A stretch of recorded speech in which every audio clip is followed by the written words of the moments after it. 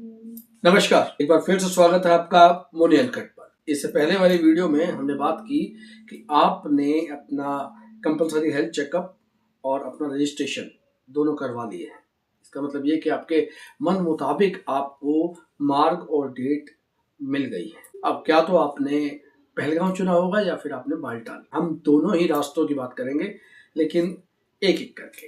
अगर सही कहूँ तो इन दोनों ही मार्ग पे पहुंचने से पहले हम अपने घर से पहलगाम या बालटाल तक कैसे जाएंगे, सबसे पहले हमें बात इस पे करनी चाहिए। आप चाहें तो बाय फ्लाइट श्रीनगर तक जा सकते हैं और फिर वहां से बाय रोड आप पहलगाम या बालटाल पहुंच सकते हैं। और अगर आप चाहें तो बाय रोड स्टेट बसेस जो कि आपको श्रीनगर, पहलगाम या सोनमर्ग तक पहुंचा देंगे, या फिर आप किसी टैक्सी या पर्सनल गाड़ी से भी बाय रोड वहां तक पहुंच सकते हैं। तीसरा मार्ग है रेल मार्ग। देश के किसी भी कोने से आप जम्मू तक बाय ट्रेन पहुंच सकते हैं, जो कि बहुत ही कंफर्टेबल तरीका है। और उसके बाद फिर आप बाय रोड पहलगाम या बाल्टा तक जा सकते हैं। 1998 में जब पहली बार मैं गया था तो हम एक भंडारे की तरफ से गए थे। हम काफ़ी यार दोस्त थे, 6 से 7 यार दोस्त थे, और हम रमेश नगर से लगने वाले हर हर महादेव भंडारे की तरफ से गए थे। तो अमूमन उस समय तो रोडों की हालत भी आज के मुकाबले काफ़ी खस्ता होती थी। हम रात को करीबन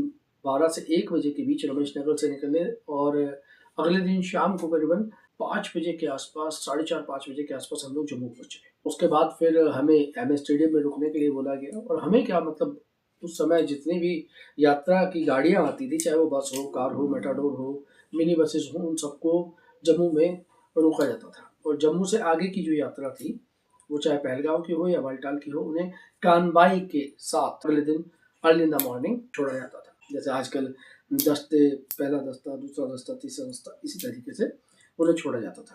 उसके बाद फिर अपने अपने जो मार्ग का पड़ाव है, चाहे पहलगाम या बालटाल, उससे फिर आगे की यात्रा शुरू होती थी। क्योंकि आजकल तो चिरानी टनल और रास्ते काफ़ी अच्छे बन गए हैं, जिनसे बहुत ही कम समय में आप पहलगाम या बालटाल तक पहुँच सकते हैं। लेकिन उस समय हमें जम्मू के बाद पटनी टॉप, खुर्द और फिर रामबन, उसके बाद जाके जवाहर टनल और फिर आगे का रास्ता निकलता। लेकिन आजकल तो आप जम्मू से निकले और चिरानी टनल क्रॉस करते ही रामबन पहुंच जाते हैं। उसके बाद जवाहर टनल, फिर गाजीकुंड और सीधा अनंतनाग। अनंतनाग के बाद फिर 2 रास्ते करते हैं, एक श्रीनगर के लिए जहाँ से होते हुए आप गंदरबल और सोनमर्ग होते हुए बालटाल के लिए जाते हैं, और दूसरा रास्ता जो आप अनंतनाग से सीधा पहलगाम के लिए जाते हैं। तो अगर आप बाय रोड जा रहे हैं तो आप पहलगाम तक अपनी गाड़ी लेके जा सकते हैं। पहलगाम से आगे चंदनवाड़ी तक जो 16 किलोमीटर का रास्ता है, वो आपको वहीं की लोकल टैक्सी या मिनी बसेस के थ्रू करना पड़ेगा। आप अपनी गाड़ी पहलगाम में ही होटल में या कहीं छोड़ सकते हैं, और उसके आगे फिर आपकी यात्रा चंदनवाड़ी से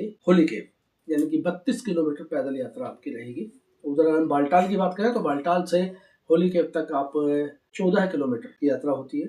करने वाले बालटाल से एक दिन में भी यात्रा पूरी कर लेते हैं। कुछ लोग एक दिन गुफा तक जाते हैं, रुकते हैं रात को, और फिर अगले दिन नीचे उतरते हैं। वहीं अगर मैं बात करूँ पहलगाम की तरफ से, तो आपको करीबन 2 से 3 दिन आपको लगते हैं चढ़ाई के अंदर, जिससे आप गुफा पे पहुंचते हैं, दर्शन करते हैं। उसके बाद आपकी मर्जी, आप चाहें तो वापस पहलगाम से ही उतरे, और अगर आपका घूमने फिरने का प्लान है तो फिर आप गुफा से बालटाल की ओर उतर के और वहाँ से श्रीनगर जा सकते हैं। उम्मीद करता हूँ मेरी दी हुई जानकारी आपको कुछ काम की लगी होगी, और मेरी सेवा आप तक पहुँच रही है उसके लिए, और आप देख रहे हैं, सबसे बड़ी बात ये, मेरे साथ जुड़े हुए हैं, उसके लिए मैं आपको धन्यवाद करता हूँ। अगली वीडियो में यात्रा शुरू करेंगे। यात्रा का पहला दिन होगा, और उम्मीद करता हूँ कि आप लोग मेरे साथ बने रहेंगे। मोनी अनकट के ऊपर मैं लेता हूँ आपसे विदा। Thank you so much. जय बाबा बर्फानी, भूखे को अन्न, प्यासे को पानी।